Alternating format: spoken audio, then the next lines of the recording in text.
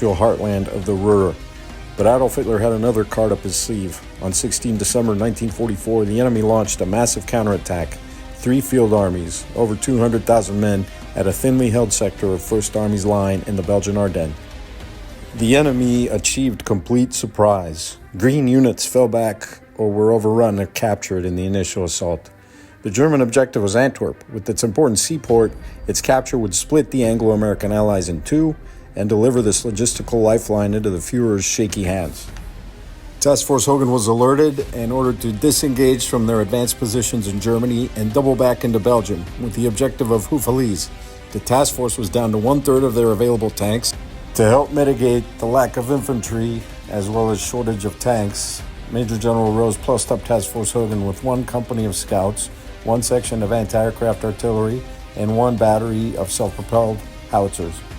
After an all-night march towards the objective, with V-1 flying bombs pulsing overhead on their way to destroy Allied supply dumps, they arrived at La Roche with fuel tanks half full and no planned resupply.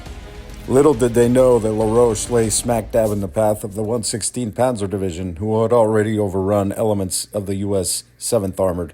Sam Hogan decided to occupy the town and send out an early morning reconnaissance element to identify the location of the German line.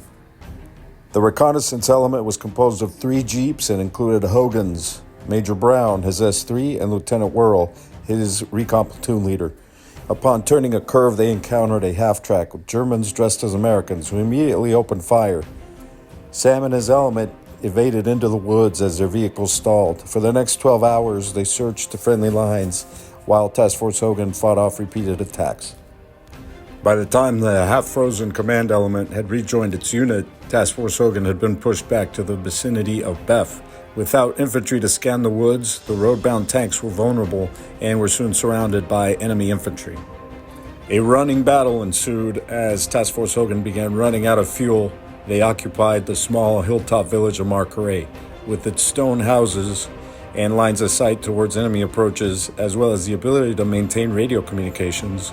The Americans were for now in a safe place, and they began to dig in order to fend off any German attacks and help stymie their advance toward the Meuse.